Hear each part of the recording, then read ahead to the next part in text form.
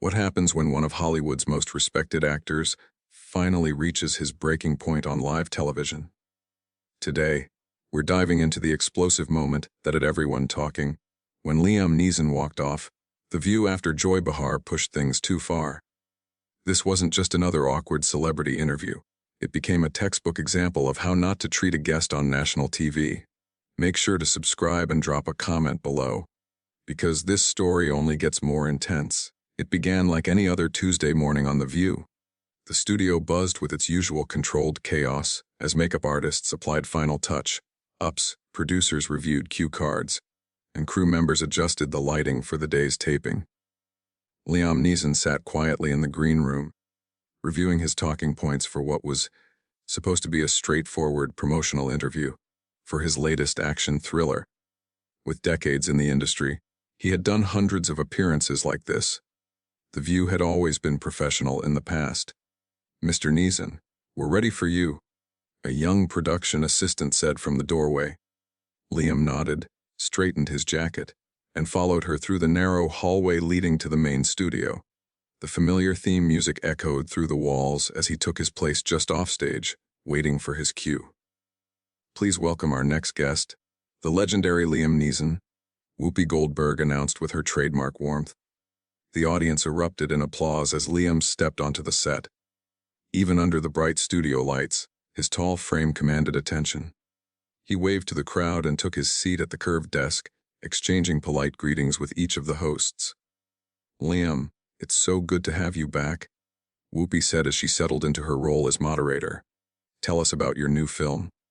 "Well, it's called Shadow Protocol," Liam began, his distinctive voice carrying effortlessly across the studio. "I play a former intelligence operative who's pulled back into a life he tried to leave behind when his daughter is kidnapped by a criminal organization he helped dismantle years earlier." "Sounds like another one of your Taken movies," Sarah Haynes joked with a smile. "Do you ever get tired of playing the protective father?" Liam chuckled good-naturedly. "People ask me that a lot. But there's something universal about a parent's love for their child. These roles let me explore that primal instinct to protect the people who matter most." "That's beautifully said," Sunny Hostin added. "Your characters always have so much depth beneath the action." For several minutes, the conversation flowed smoothly. Liam spoke about his physical training, working closely with stunt coordinators, and his thoughts on the evolution of action cinema. The hosts appeared genuinely engaged, asking thoughtful questions about his craft and commitment to authenticity. Then Joy Behar leaned in. "You know, Liam," she said, her tone shifting noticeably, "you've been making these action movies for a long time now. Don't you think you're getting a bit old to be playing the tough guy?" The studio fell quiet. Liam's expression remained composed, but something flickered in his eyes. "Well, Joy, I think experience brings a different kind of authenticity to these roles. I'm not trying to be a 20-something action star. I play characters who've lived, who have scars, who understand what's at stake." "But come on," Joy pressed, leaning forward. "You're 71 years old. Isn't it time to try something different? Maybe a nice romantic comedy, something where you're not beating people up." "I think audiences connect with stories of resilience at any age," Liam replied calmly. "And for the record, I'm 69, but who's counting?" Joy waved it off. 69, 71. Same thing. The point is, you're not exactly in your prime. When I watch these movies, I keep thinking, this guy should be in a retirement home, not jumping off buildings. An uneasy silence spread across the set. The other hosts exchanged uncomfortable glances. Whoopi cleared her throat, clearly attempting to diffuse the moment. "Liam," she said quickly, "tell us about working with your co-star in the film." "Yes, Rebecca Martinez is phenomenal," Liam replied, visibly grateful for the redirect. But by then, the tension in the studio was impossible to ignore. "She brings incredible intelligence and strength to her role as an FBI agent who becomes my character's unlikely ally," Liam said. "The dynamic between our characters really drives the emotional core of the story." Speaking of emotional core, Joy cut in abruptly. "Let's talk about your personal life." The shift was instant. "You've been a widower for 15 years now?" Joy continued. "Don't you think it's time to move on? Find someone new?" The temperature in the room seemed to drop. Liam's jaw tightened almost imperceptibly. I prefer to keep my personal life private, Joy. Come on, Joy shot back. You're a public figure. People are curious. You can't just shut down every time someone asks about your love life. Are you dating anyone? Are you even trying? As I said, Liam replied evenly, though tension now ran beneath every word. I prefer to keep those matters private. You know what I think? Joy pressed on, seemingly oblivious to the warning signs everyone else could see. I think you're stuck in the past. You make these revenge fantasy movies because you can't deal with real life. It's like you're trapped in a permanent grief cycle. Sonny Hostin looked horrified. Joy, maybe we should... No, Joy bulldozed ahead. This is important. Here's a man who clearly has trouble moving forward, and instead of dealing with it, he makes movie after movie about punishing bad guys. It's like therapy through violence. Liam's hands remained folded in his lap, but his knuckles had gone white. I think you're making some very serious assumptions about my psychological state based on fictional characters, he said carefully. Am I wrong? Joy challenged. Your wife died in a tragic accident, and ever since then, you've been making films about men hunting down those responsible for terrible things happening to families. That's not a coincidence. The silence that followed was deafening. Cameras kept rolling, but everyone in the studio knew they were witnessing something unprecedented. This was no longer just uncomfortable, it had crossed into cruelty. Whoopi Goldberg finally spoke. Joy, I think we need to respect our guest's privacy. But Joy wouldn't let go. Privacy? She scoffed. He's a movie star, Whoopi. He puts himself out there. And frankly, I think the public deserves to know if the actors they support are working through unresolved trauma that influences their career choices. When Liam spoke again, his voice carried the controlled intensity that had defined some of his most iconic roles. Miss Behar, with all due respect, you are not qualified to psychoanalyze me, or anyone else, on national television. I don't need to be a psychiatrist to see what's obvious, Joy snapped. You lost your wife in a skiing accident, and now you spend your career playing men who lose their families and go on violent rampages. It doesn't take a genius to connect the dots. Sarah Haynes looked like she wanted to disappear beneath the desk. Maybe we could talk about the technical aspects of filmmaking. No, Joy said, holding up a hand. I want to finish this. She turned back to Liam. Don't you think your fans deserve to know that when they buy tickets to your movies, they're essentially paying to watch you process your grief in the most violent way possible? The color drained from Liam's face, but his voice remained steady. My personal experiences may inform my work, he said. That's true for every actor. We draw from life to create authenticity, but there's a difference between drawing from experience and being trapped by it. Joy leaned in again, relentless. When was the last time you played a character who didn't lose someone? When was the last time you played someone genuinely happy? I've done plenty of work that doesn't fit that narrative. Liam replied, though his patience was clearly wearing thin. Name one from the last 10 years. Joy challenged. Liam paused, and in that brief moment of silence, Joy pounced, sensing blood in the water. See, Joy pressed. You can't, because you've trapped yourself in this endless cycle of grief and revenge. And the worst part, you're making millions of dollars off trauma you've never processed. Sonny Hostin looked absolutely horrified. Joy, this is really inappropriate. Is it? Joy replied, turning directly to the camera. Here we have a man who clearly hasn't dealt with his wife's death.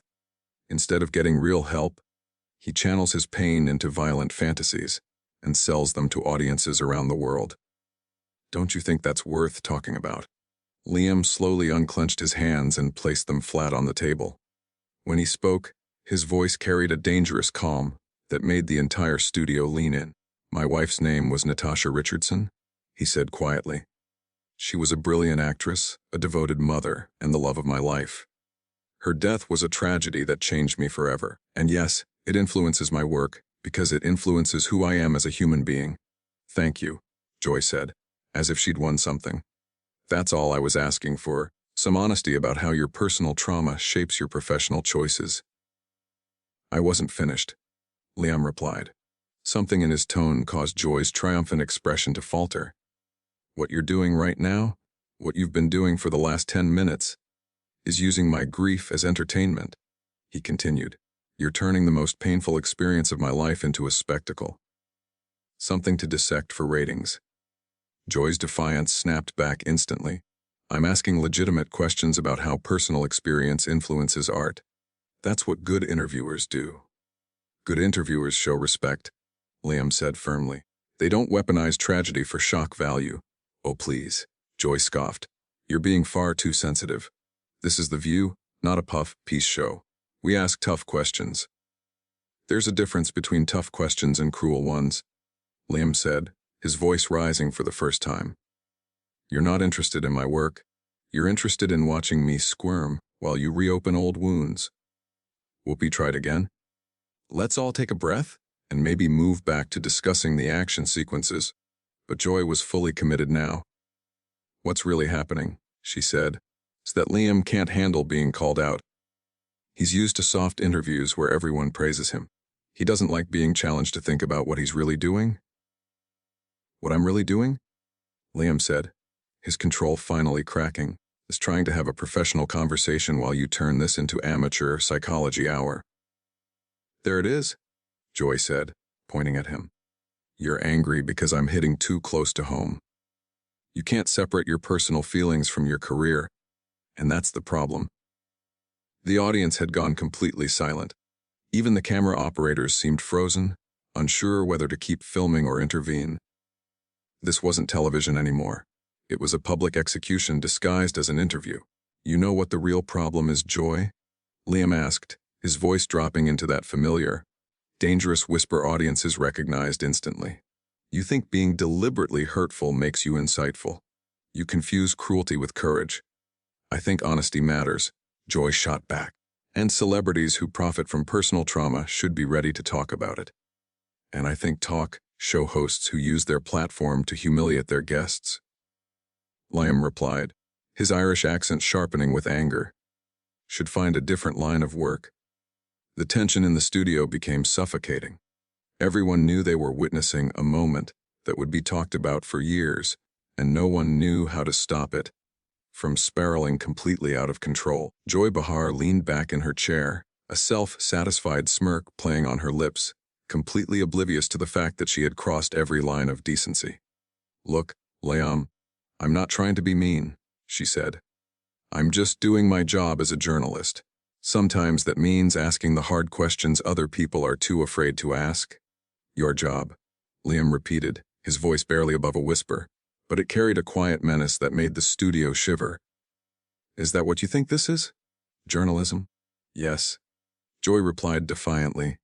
Real journalism isn't about softball questions or fluff. It's about uncovering the truth, even when it makes people uncomfortable. Sarah Haynes made one last desperate attempt to salvage the conversation. Maybe we could talk about your upcoming projects instead. No, Sarah. Joy cut her off. I think this is important. We have a responsibility to our viewers to ask meaningful questions. And exploring how personal tragedy shapes artistic expression, especially when that expression consistently involves violence and revenge, is meaningful. Liam's hands went completely still on the table. When he spoke, his voice was cold, precise, and measured, the voice of a man who had reached his limit. You want to talk about responsibility to your viewers? Let me tell you about responsibility. Responsibility is treating your guests with basic human dignity. Responsibility is knowing the difference between probing questions and public humiliation. Oh, come on. Joy waved dismissively. You're being dramatic. I just asked tough questions about your career. That's what talk show hosts do. No, Liam said, his voice rising steadily. What talk show hosts do is create an environment where guests feel comfortable sharing their experiences. What you've done is turn my wife's death into a talking point for your entertainment value. Joy's smirk faltered slightly, but her pride wouldn't let her back down. I never said anything disrespectful about your wife, she countered. I simply pointed out the obvious connection between your personal experiences and your professional choices. You called my career a grief cycle? Liam shot back, his composure finally cracking. You suggested I'm making money off unprocessed trauma. You turned the most devastating experience of my life into a punchline for your audience. Whoopi Goldberg glanced frantically at the producers off camera, hoping someone would intervene, but the cameras kept rolling. Liam, maybe we should take a commercial break, she suggested weakly. No, Liam said firmly, his eyes locked on Joy. I want to finish this conversation. Since Miss Behar is so interested in getting to the truth, you want the truth, Joy. The truth is, he continued, his voice hardening, my wife was an extraordinary woman who brought light to everything she touched. Losing her nearly destroyed me. And yes, it changed how I approach my work, because it changed who I am as a person. Joy opened her mouth to respond, but Liam raised a hand, sharp, commanding. The truth is, I choose roles that let me explore themes of loss and redemption because they resonate with me personally. But there's a difference between acknowledging that connection and what you've done today. That difference is the line between insight and cruelty. I wasn't being cruel, Joy protested, but her earlier conviction had softened. I was being honest about patterns I observed in your work, she added, her voice less certain, honest. Liam's voice cracked with emotion and restrained rage. You want honesty? Here it is, you're not a journalist, Joy. You're a bully with a microphone who gets her kicks from making people squirm on national television. You hide behind the pretense of tough journalism, Liam said, his voice low, controlled, and deadly calm. But what you really do is emotional vandalism. The studio fell utterly silent. The hum of the air conditioning seemed deafening. Even the audience, who had been shifting in their seats, now sat frozen, stunned. That's completely unfair, Joy said, her voice smaller, defensive for the first time. I ask challenging questions because that's what good television requires. Good television. Liam stood slowly, his tall frame casting a shadow across the curved desk. You think humiliating your guests and exploiting their personal tragedies is good television. Joy glanced at her co-hosts, searching desperately for backup. But there was none. Sunny Hostin stared at her hands. Sarah Haynes looked like she might cry. Whoopi Goldberg seemed to be silently praying for divine intervention. You know what, Joy? Liam continued, his voice returning to that dangerous, cinematic calm that had defined so many of his iconic roles. You're right about one thing. I do have patterns in my work. I do gravitate towards stories about men who refuse to give up against impossible odds. I do play characters who will do whatever it takes to protect the people they love. He reached for the small microphone clipped to his lapel, his movements deliberate, precise. But here's what you got wrong. Those aren't the movies of a man trapped in grief. Those are the movies of a man who understands that some things in life are worth fighting for. Some things are worth protecting. And some things, like basic human decency, are worth defending, even if it means walking away from people who wouldn't recognize it if it slapped them in the face. Joy's mouth opened and closed, but no words came. The weight of the moment finally sank in. Liam, please. Whoopi tried one last time. Let's take a step back. But Liam was already pulling the microphone free from his jacket. He placed it on the table. The small thud sounded thunderous in the absolute silence. I came here to talk about my work, he said, staring straight into the main camera, to share my passion for storytelling and my gratitude for the opportunity to bring these characters to life. Instead, I was ambushed by someone who thinks personal tragedy is fair game for cheap entertainment. He turned his gaze to Joy, now visibly shrinking in her chair. I've spent my career playing men who stand up to bullies. Today I get to do it in real life. With that, Liam Neeson turned and walked off the set, his footsteps echoing through the stunned silence. As he disappeared through the same doorway he had entered just 30 minutes earlier. The cameras kept rolling, capturing Joy Behar's shocked expression and the uneasy fidgeting of the remaining hosts. But the real show was over.